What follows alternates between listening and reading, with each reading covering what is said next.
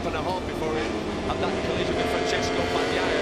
Apart from that, he's been struggling, he's been way off the pace. So you can see that was Viñales retaking the position. Miller was slightly wide, obviously, because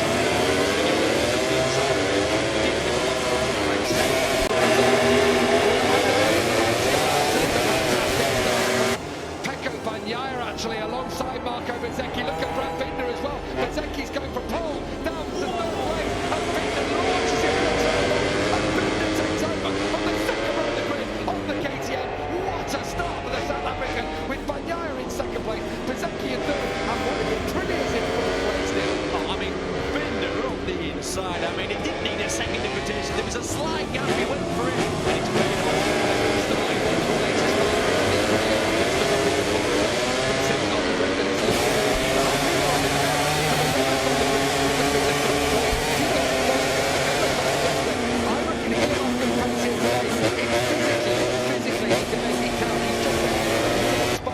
Maverick Viñales through the second bar for the first time, and it's Brad Binder leading. We've got a race on here, Neil. Oh, we've definitely got a race on. There's one thing we've learned: Binder's difficult to pass, and he's angry. He got that penalty in the first, so in this sprint race, going on the green on the last lap, having to lose 2 places. He thought he finished there, he didn't realise he flipped the green, but beginning on Edmonds green, and he was.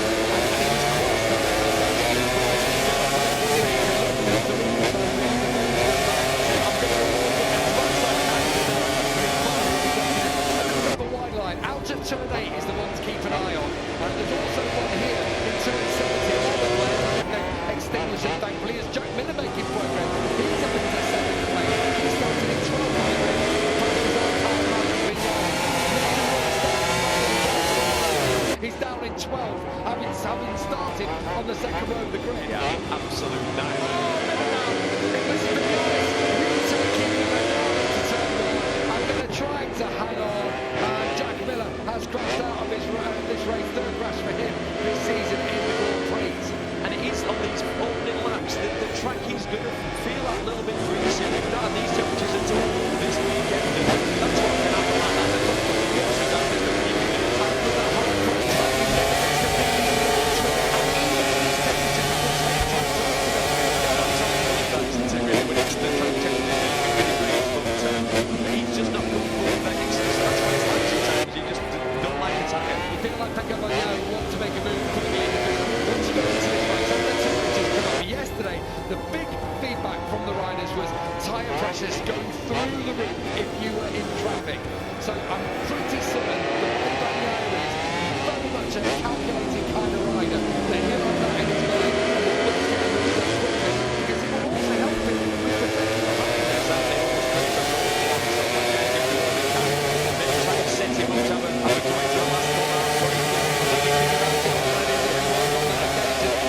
Very late breakers, but Bagnaia is one of the best.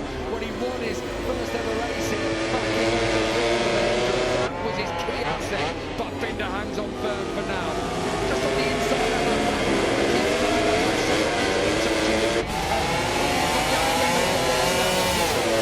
as he tries to hang on to the back of Binder. Look who's fastest on the racetrack at the moment, Neil. Maverick Viñales in sixth. Last time we saw him have any pace really was in Le Mans, but unfortunately that only lasted about a lap and a half before he had that collision with Francesco Bagnaia. Apart from that, he's been struggling, he's been way off the pace. So you can see that was Viñales retaking the position. Miller was slightly wide, obviously, because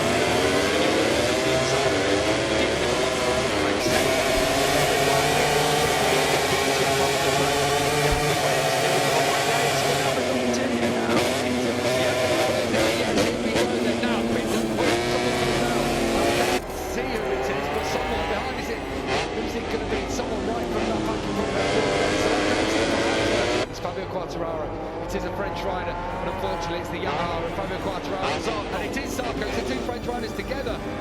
Oh my goodness me, and that is in house 3, turn 7, you know, this is fast. This is going to be really close. I'm not thinking that this is going to turn away. The crash starting to play for a serious victory. 2 French riders have crashed out together in the race ago. of the track, it just goes really, it funnels into that part there, and the problem with the MotoGP bike sort of one line. Yeah, but that one is big. Breaking his beam around there. So fast in there. Maverick Viñales attacking now in fifth place, making good progress. When Maverick's got the bit between his teeth, when we see this Maverick early on in the race, you know he means business. It's almost unbelievable when we see Maverick Viñales like this. But it's so rare that that happens. This does not look good at all. He's had a proper beat to his Fabio. And having to be helped away. Yesterday there was a glimmer of hope, wasn't there, for Fabio Quartararo and Yamaha. But today, that's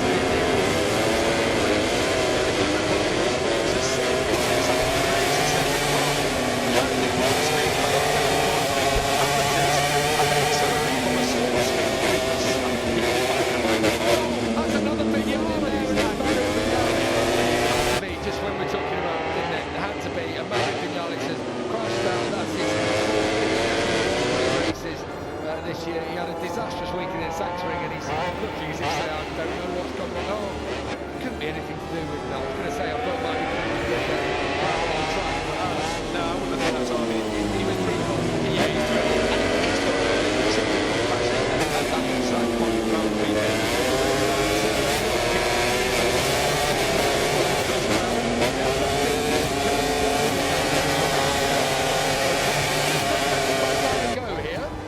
It's all on the brakes. You watch Binder just claw that gap back on the brakes. Think back to Jerez this year. I'm laying Brad Binder brakes on my KTM. Somehow gets snapped in his own unique, wild track style. Terrier with a postman's trousers between his teeth, isn't he, at the moment? Just trying to hang on as much as he can to Pecco Bagnaia. How do you find a way through keep this race open at the front? Bezzecchi's not going to be done at all in this situation. Marco Bezzecchi is the rider with the pace all weekend. But we know Bagnaia saw all the data last night. Did make changes actually during life this morning. We're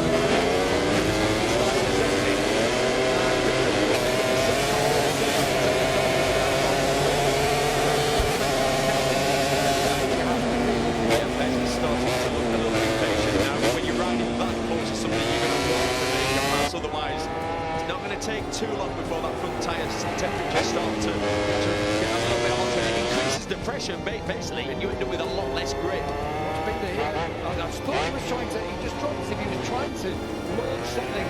Now it's Pecco Bagnaia. I just wonder if there's any way through these fast corners or where the KTM has been seen.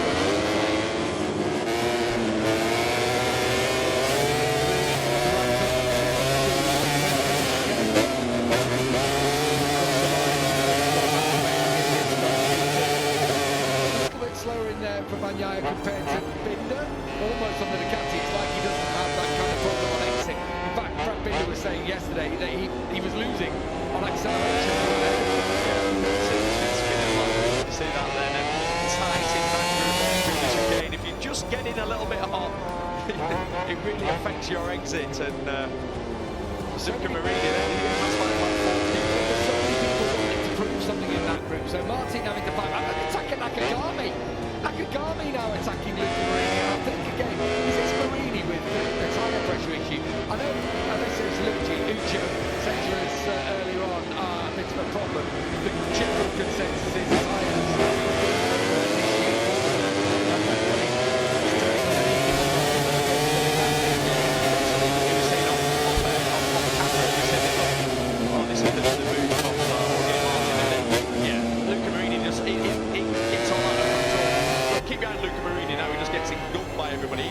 Out wide, then he has that little bit of a sort of attack stuff and gets on the floor, everyone accelerates and he loses 3 spots. Yeah, he said basically with Luca Marini, they've turned the bike upside down, they've tried everything, he is just not comfortable with the front of the bike. And of all the tracks, we talk about these bike corners and how you throw the bike in, you have to be so confident. But if you're slightly, any hesitation at all, you end up where you there, you can go through the ramps though.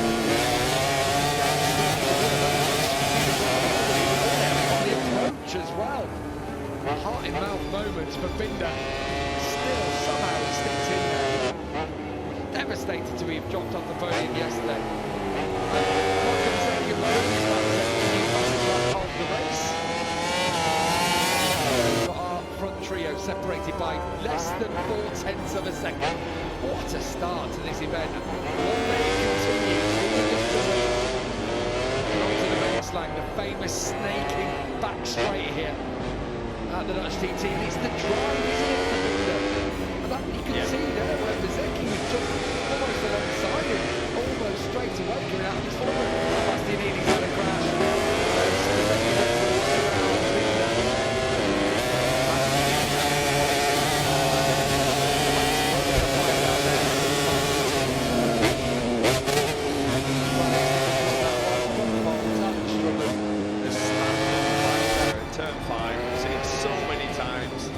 Just trying to get the bike back into the apex of maximum lift, let the brake off, just touch the throttle and down you go. Yeah, 9th and 8th in his return so far in Italy and Germany, and was in 8th place today. Looking menacing. Let's have a look at the top of the picture.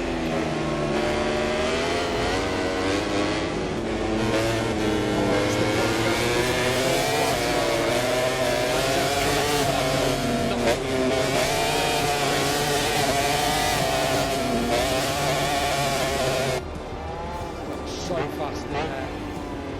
And they get on these two French riders. Zarco, the big champion actually of Quartararo.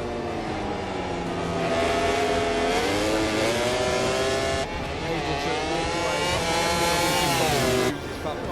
with 5 weeks of rest now before the British Grand Prix at Silverstone.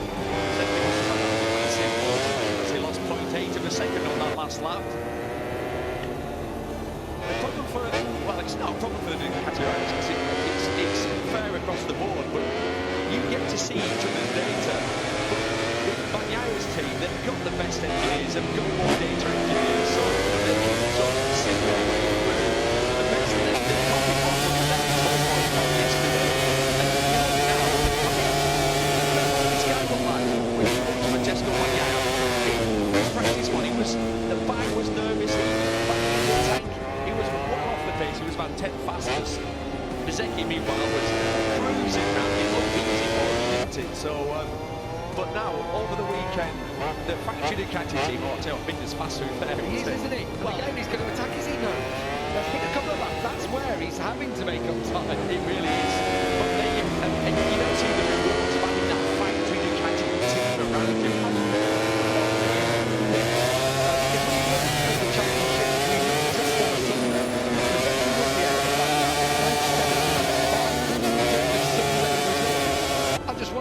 Actually, Bezzecchi is losing out a bit more by there being sprint races in the fact that it's a to capture. It looks that way, doesn't it? I'll tell you what though, Bezzecchi has responded, so he'd obviously made a big mistake on the previous lap. He just said, fastest lap of the race, that's 0.3 of a second faster than your leader.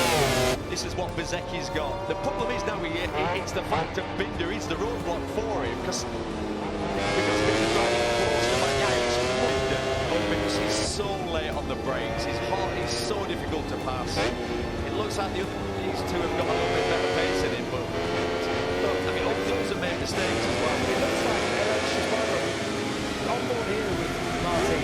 He's got the kind of he's like just not getting power out. So I know it's big to break that here. It just feels like there's not any opportunities being given, and it's going to have to be a yeah, and if it's a lunge, then it's going to be Jorge Martin. I'm just going to sit back and watch, because then you'll pick up the pieces of it. We've seen that happen a few times into the last chicane over the years, haven't we? Well, if he does get the podium, Malaysia Spark will be asking him to take that right wing off the Aprilia for the rest of the season.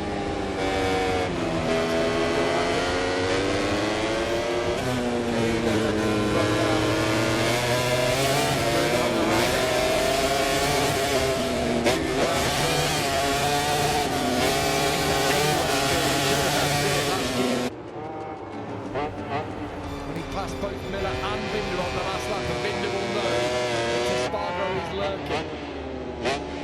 Meanwhile, Jorge Martin is also trying to gap to Miller back to the one.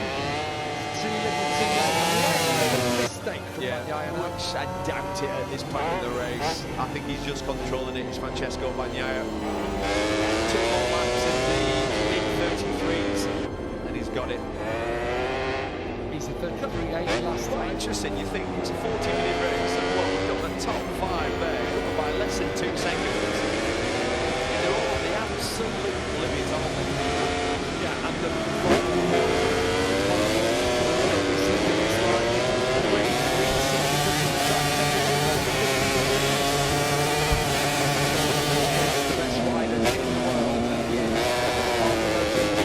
classic event like the Dutch Grand Prix.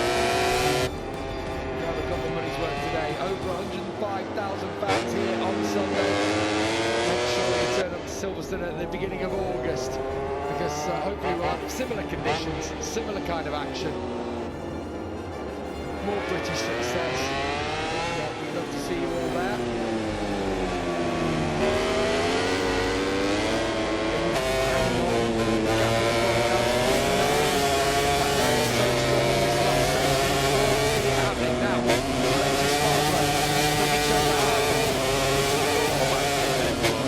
Just that bit too far back. What will happen is you'll end up in contact. And the thing is as well, you go on to the green paint on the last lap and you will get a penalty. That's Luke. You've got yesterday. Right, here we go, the last lap time in the Dutch TT. Keep the 8 miles of this French old venue into the Otterbrook, and now still flapping about on Alexis Barber's bike up to the Shrubber. No way now for Espargaro. You feel like he's setting up a lunge, but can he get enough drive here? Doesn't look like it, does it? Coming out like that. He said all year that he's struggled with acceleration. You can see there. I reckon that he's going to go away. Chicane last lap. Into the second bar. Having much corner speed, real strength on that front. But he's got to keep an eye on Jorge Martin behind him. Into the wing they go. The final time, Bagnaia, the gap to Pecco, staying solid at 1 second. Pecco ever so slightly closing. And Alexis Espargaro taking a tight line now. He knows that he's got Jorge Martin for company. It's the last thing you want, last lap. You're absolutely exhausted. You've just got to be perfect through these last 3 corners. I don't think it's going to be close to time. Well, Jorge Martin, my